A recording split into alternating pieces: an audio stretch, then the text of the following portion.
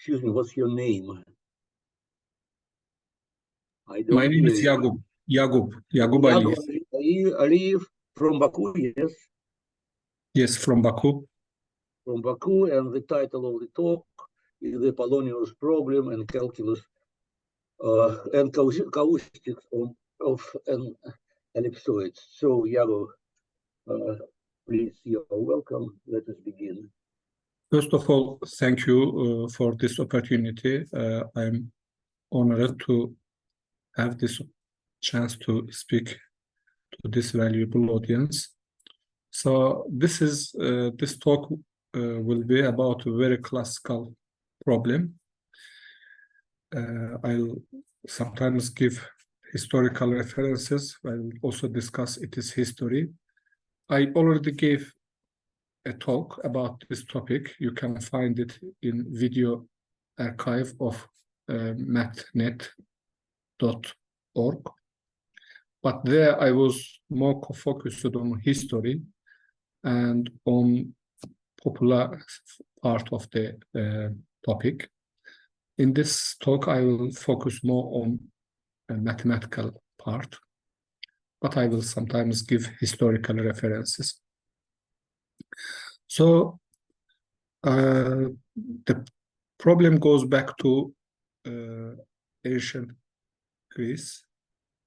Apollonius of Perga asked this interesting question: how many normals can you draw from a point on the plane of the ellipse to the ellipse? How many normals are there? Or alternatively, you can say, how many concurrent normals are there of an ellipse? So Apollonius solved this problem, even though he didn't have back then calculus, he didn't have coordinates. Something similar to coordinates was used, but the concept of coordinates, of course, was not back then available. But he solved it. So those who are interested with history can listen to my talk, and also I have references where Apollonius' solution is explained. So back to the problem. So imagine this ellipse is given. Imagine A is greater than B. So this is the ellipse in green. And a point A is given. How many normals can you draw from this point to the ellipse? This is the question. So here in this picture, you see 4 normals. But if this point is far from the center of the ellipse, somewhere on the left, for example, here, for example, then it is obvious that there will be only 2 normals. One of them corresponds to the shortest distance to the ellipse, the other one to the longest distance, farthest point of the ellipse from the given point. But where is the boundary then? So for some points, there are 4 points. For some points, there are 2 points, 2 normals. Where is the boundary between these 2?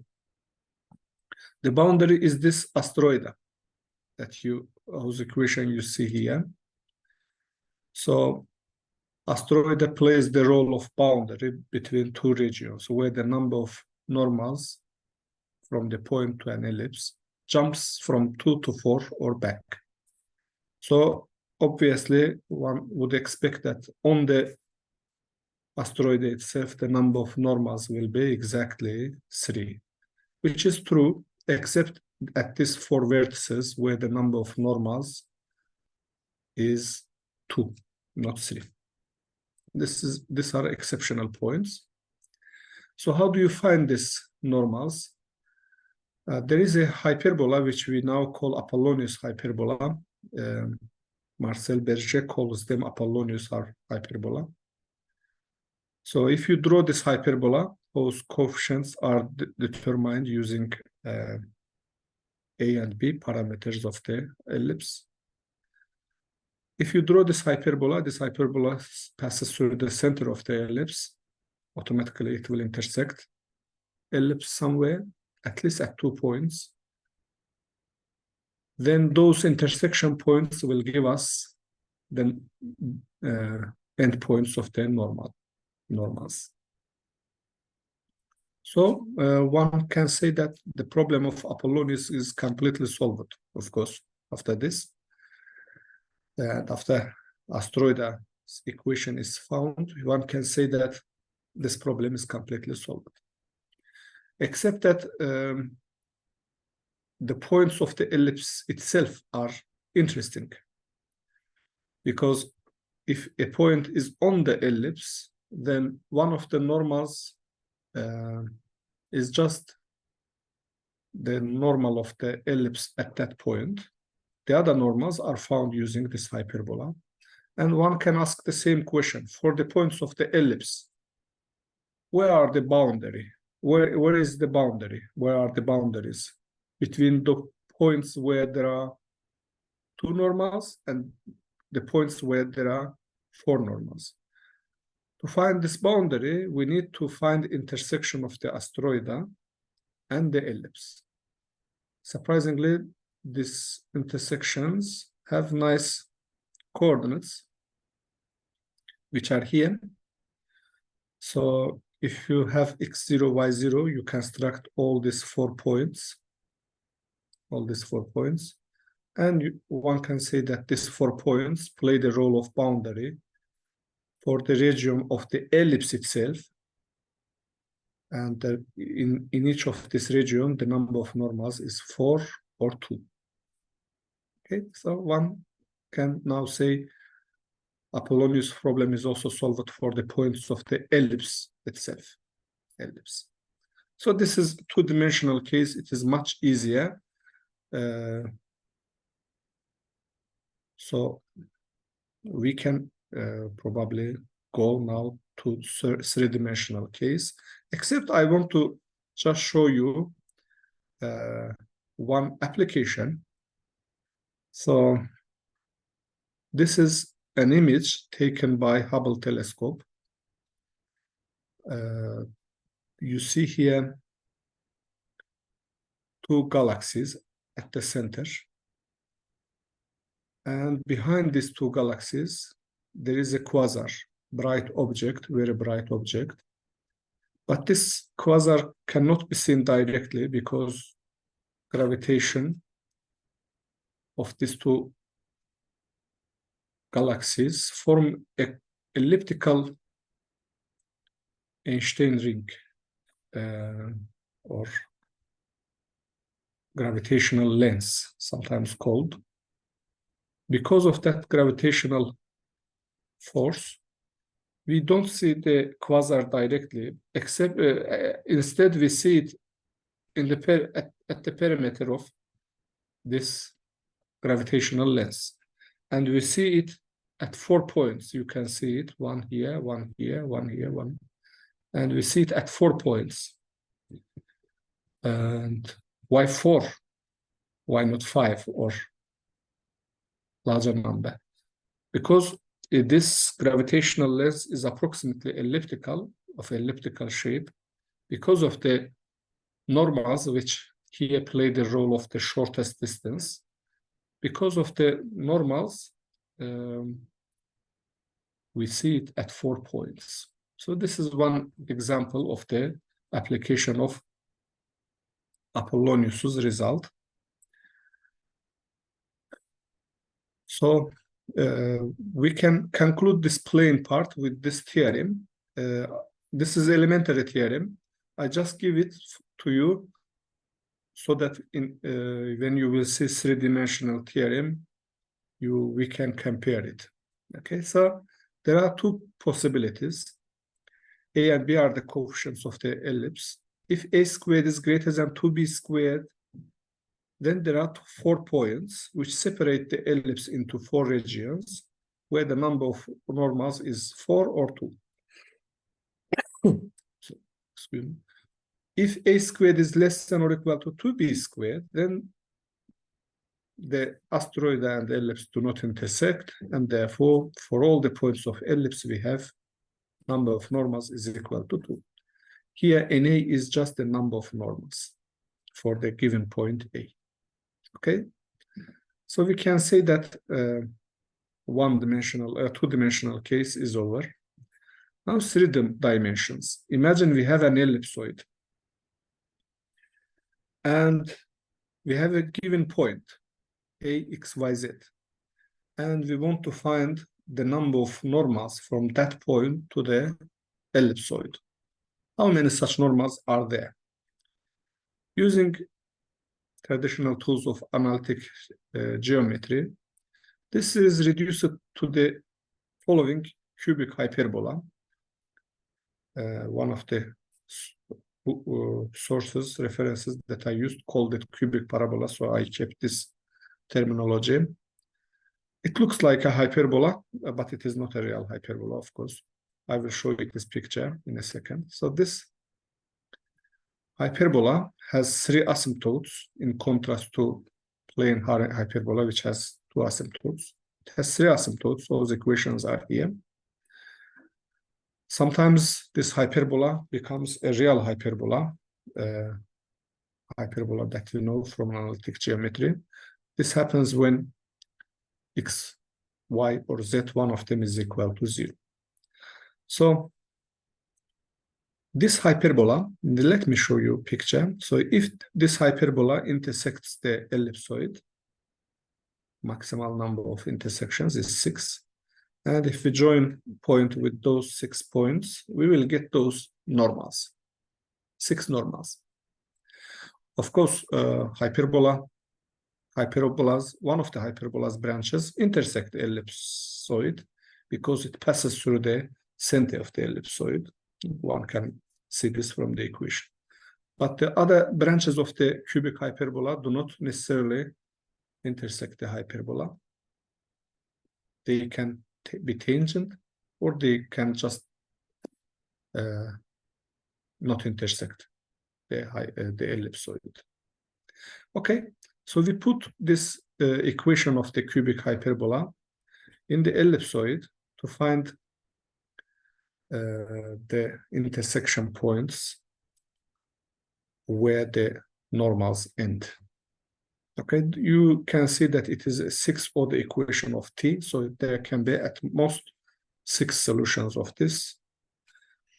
When do we have jump from 6 to 4 and from 4 to 2? This happens when the branches, one of the branches of this hyperbola, are tangent to the ellipsoid. When does this happen? This happens when the tangent of the cubic hyperbola is perpendicular to the normal of the ellipsoid. So this can be expressed using this equation.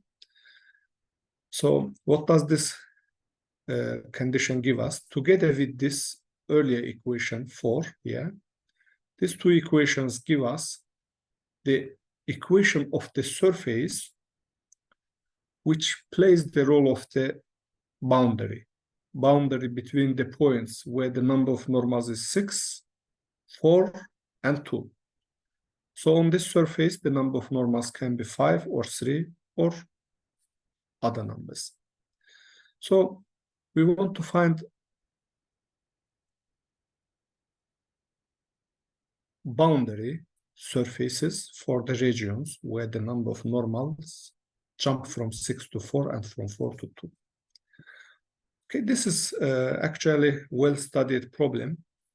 I have here many references, many mathematicians, I will name some of them, worked on this problem of normals. Joachim Stahl is one of them, Joachim Stahl. I have his name put, okay, it is in my references. So he proved that the number of normals should be 6, 5, 4, 3, 2, 1, 3, 2, not 1. 2 is the minimum. And there is a proof of this in his paper. Again, there were many attempts to draw this surface, I will show you some of them. So one of the first attempts to draw this surface is due to Cayley, Arthur Cayley, whose name is here.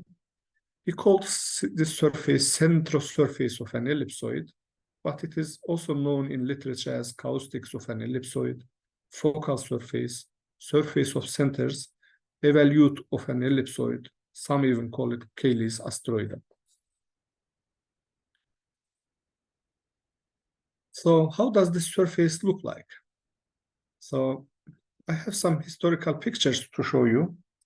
So the surface, this is stereograph card, which means that with some special eyeglasses, you can see the three-dimensional image of this picture. So this is one of the probably first attempts to create this. I will also show you the Cayley's attempt. It is in my yes, it is here. This is Cayley's picture from Arthur Cayley's paper from 1860s. He has drawn this by hand, and here not the full surface is shown, only the part in the first quadrant, first octant. So if you will reflect it with respect to coordinate planes, you will get the full surface, which I will show you. So these are two surfaces. If they are put together, they divide the space into regions where the number of normals is 6, 4, and 2. On the surfaces, the number of normals is 5, 3. In exceptional cases, it's again 2 and 4. Okay, actually, this kind of surfaces called central surfaces were very popular for some time in mathematics. Mathematicians were very interested with these surfaces. I can show you some images. Maybe I can make full screen this. I can show you some images from various museums, collections. This is from National Museum of America, US. So it is written here, central Fläche des Paraboloid. It is from Germany, but it ended up in the US. So there was a small company run by Brill who created this kind of surfaces. So this one is not for ellipsoid. It is for paraboloid, as is written here. Another image of this surface. Okay, it is central surface. This surface plays the role of centers of curvature of the paraboloid. Okay, so more images here I can show you. This is from the other direction. This one is from Georg August Universität in Göttingen, Mathematische Modellsammlung. This is, I think, for hyperboloid, again, center of surface of centers, central surface. This is for hyperboloid, but it is hyperboloid of one sheet. Another image, from another perspective. This name appears in most of the collections of this kind. So one of the creators of such mathematical objects.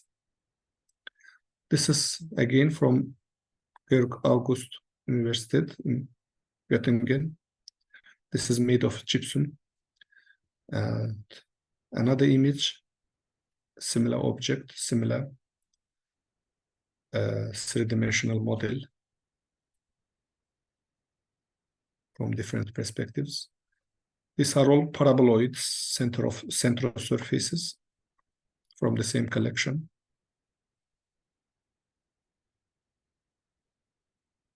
This is catalog of Ludwig Brill's, where he has many other images, like many other objects like this. The one that we are interested in is this central surface. This is a different catalog, the different collection. Martin Schilling collection. These are again paraboloids, for paraboloid, central surface of paraboloid from different angles. These are 3D models that I, with the help of my colleagues, created using 3D printers in our library in my university. These are some of the models that we created using 3D models. These are small, these are a little larger, for different proportions of ellipsoids. So I just wanted to show you some historical pictures and also this model. So back to our slides. So there were attempts to simplify these two equations and eliminate t from it. Unfortunately, after you try to eliminate t, it becomes a very difficult expression.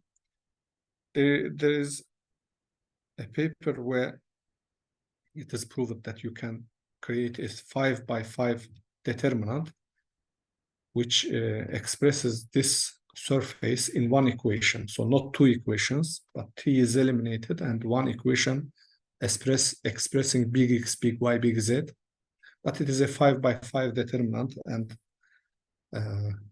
it can be found in references. So I will not be interested with this. I will not try to find explicit form of the surface. Instead, let us look at some special cases when it is possible to simplify this. For example, if I will take in this equation the last coefficient, c as 0, so this will make the ellipsoid flat, so it will become like ellipse. Then, of course, you can eliminate easily from these two equations t, and you will get that same equation of astroida that we obtained for two-dimensional case. Another trivial case when one can easily eliminate t is when, for example, b is equal to c. So ellipsoid is ellipsoid of revolution. Yes, one can introduce a new variable, say y prime, which is equal to y squared plus z squared, to bring these two equations together. And again, one can easily eliminate t from here to get the equation of astroida, but this time this astroida is rotated around its axis, one of the axes, and depending on the choice, you will get either this or this surface. And actually, there is another surface hidden inside of it, but it is not a surface. It degenerates into a just line segment between this endpoint and this endpoint.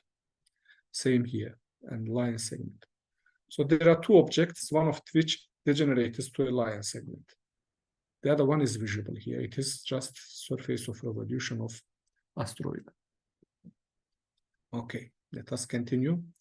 Now, I tried to create this surface in GeoGebra and Maple. I will show you some images. So I worked also with Cartesian coordinates, and I also worked with curvilinear coordinates. The attempt that I show here is using Cartesian coordinates. These are well-known formula for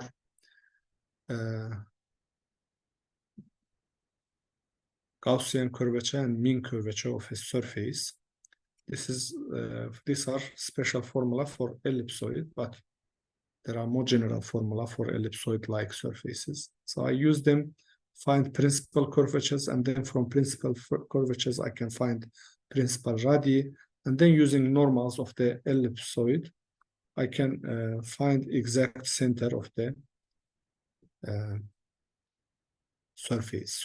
central surface. I tried this both in GeoGebra and in Maple. So in GeoGebra, it looks like this. One of these surfaces is the surface corresponding to centers of maximal curvature. The other one, purple one, corresponds to smallest curvature. They usually appear, of course, together. Now, this one is created using Maple.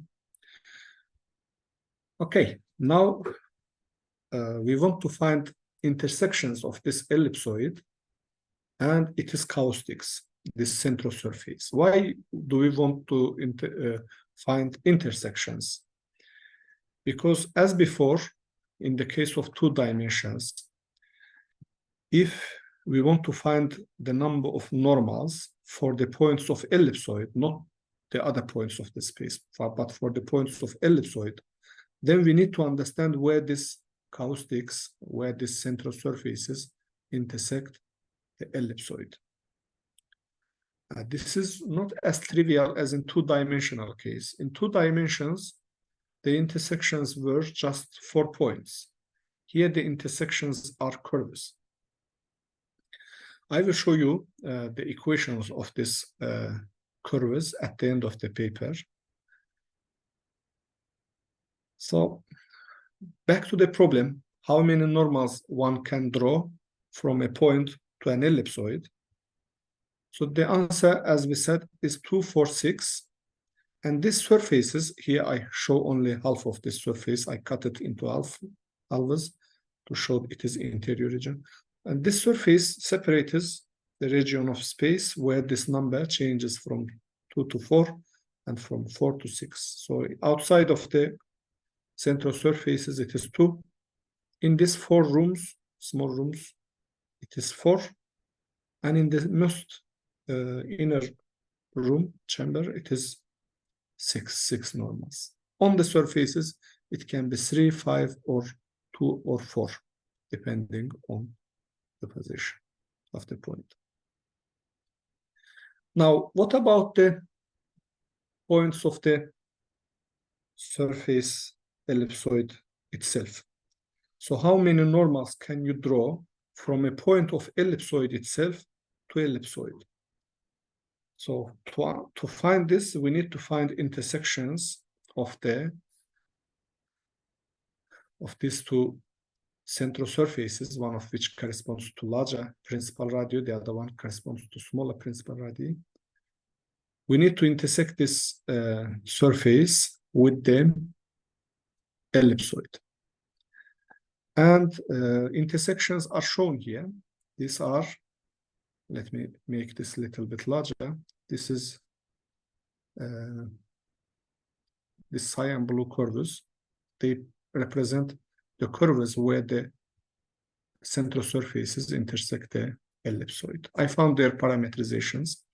As you can see in this picture, there is another interesting curve, which is here, this gray curve. The parametrization of this was found by Cayley, and I will show you it is parametrization in a second. There are other interesting curves here. You see them, which are at the boundary of this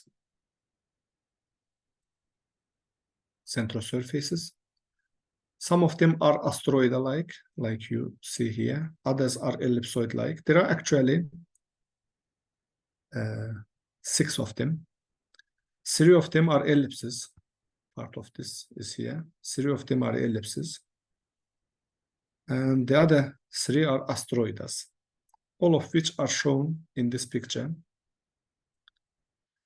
So here you see intersections of the ellipsoid with the coordinate planes, but also intersections of the central surface with the coordinates.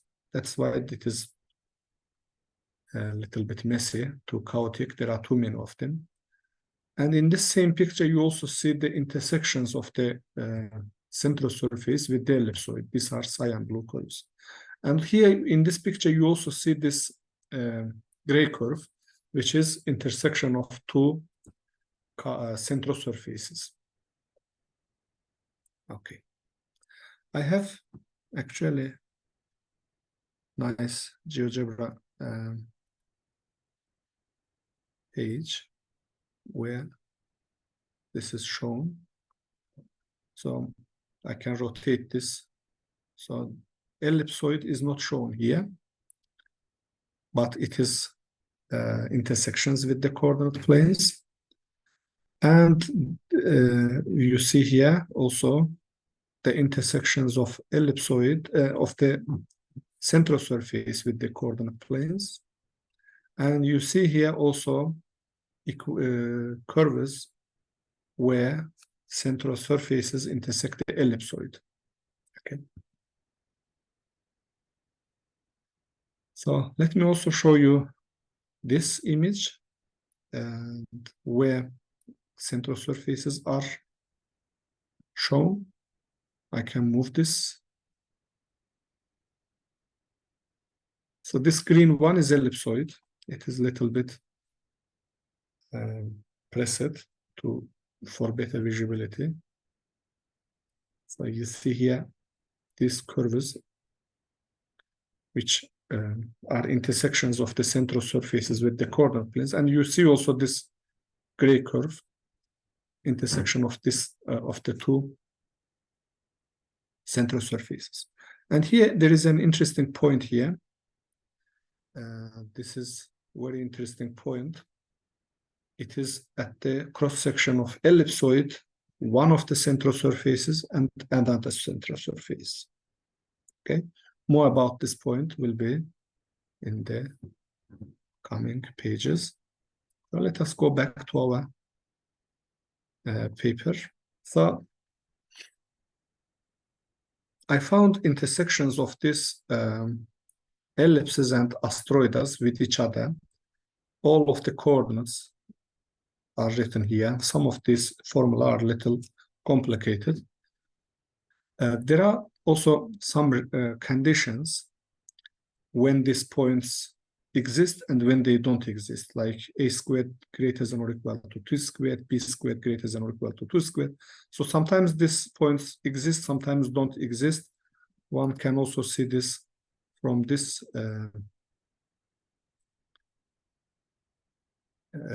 applet, from this GeoGebra activity. So I want to open it, and when you change the sliders in this presentation, you can see that some points just disappear, some return.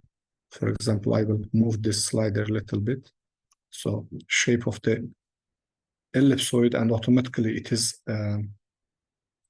central surface change. Points move, some of them disappear, others return to the picture. Okay. So I will return it to the original position. Okay. So here you see some conditions which were well known.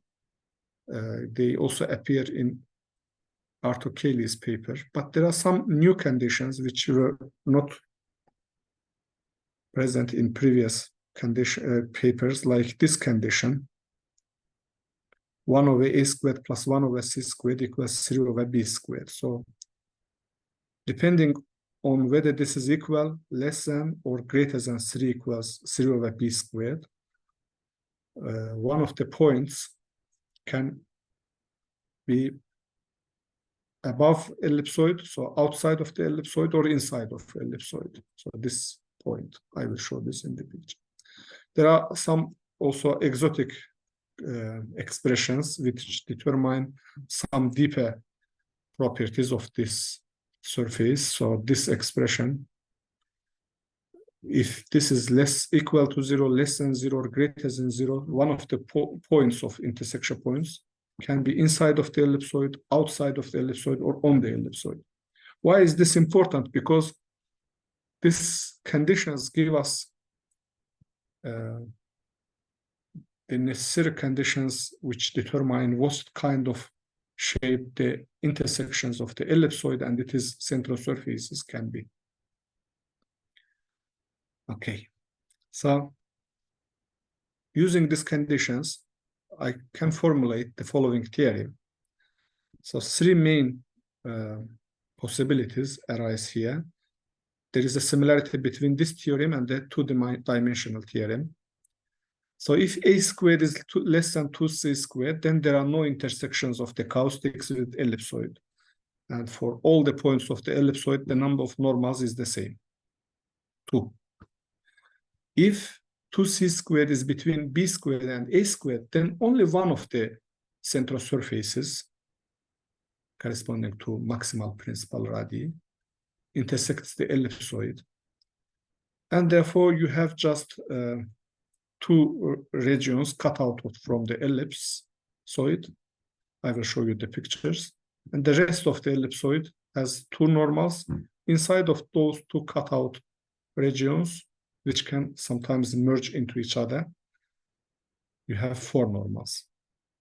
But if b squared is greater than c squared, 2c squared, then both of the caustics, both of the central surfaces, the one corresponding to maximal radii and the other one corresponding to minimal radii, both of them intersect the ellipsoid, and you have very complicated picture. And I will show you on the graph how many cases there are.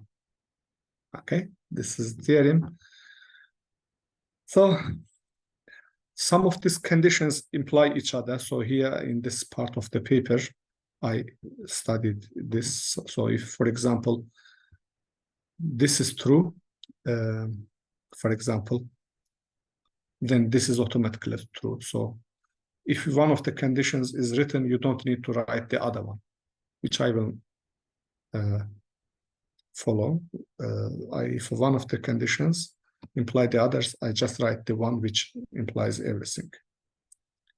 Okay, so back to that point, if you remember, I said there is a special point. When does this point exist? I found these conditions which guarantee existence of that point. If this expression is less than or equal to 0, but this one is greater than or equal to 3 over b squared, then the 2 caustics and ellipsoid intersect at a unique point of each octant. There are 8 copies of this point in each octant. Okay. So to solve this problem, I used the parameterization found by Arthur Cayley. Here you see this parameterization. I took it from Cayley's paper and didn't change anything, and it perfectly worked both in Maple and GeoGebra. So it created that curve, nodal curve, perfectly. There was no mistake. So I was expecting at least a typo or mistake of publisher, but there was no mistake. It worked perfectly after 100 or so years. So using this parameterization, I found the coordinates of this point. Unfortunately, coordinates are too complicated to write here, but I proved that it is unique. That point is unique. It is parameter t is solution of a quadratic equation with lengthy coefficients, so I didn't even try to simplify it. It is too complicated. Okay, so how many different cases are there for the intersection of ellipsoid and it is caustics? So I listed here 12 cases, and using the arguments that I have shown, it is possible to show that these are all possible cases. All possible cases of the intersection of ellipsoid, it is caustics, and the caustics with each other. So this is the first case when the 2 central surfaces don't intersect the ellipsoid. They of course intersect each other, but you see here, red one is encompassed by the blue one. In this one, they again don't intersect the ellipsoid, but red one encompasses blue one. So this makes these 2 cases different from each other. Here, one of the central surfaces intersects the ellipsoid. So you see this intersection, but the other one is still inside of it. And here, blue one encompasses the red one, blue central. Here, still only one intersects ellipsoid, but now red one encompasses blue one, as you can see easily from this part. Here, in this case, again, only one of the surfaces intersect ellipsoid, and the red one is not just encompassing the blue central surface, but it is also encompassing the ellipsoid itself. Okay, that's what makes this different.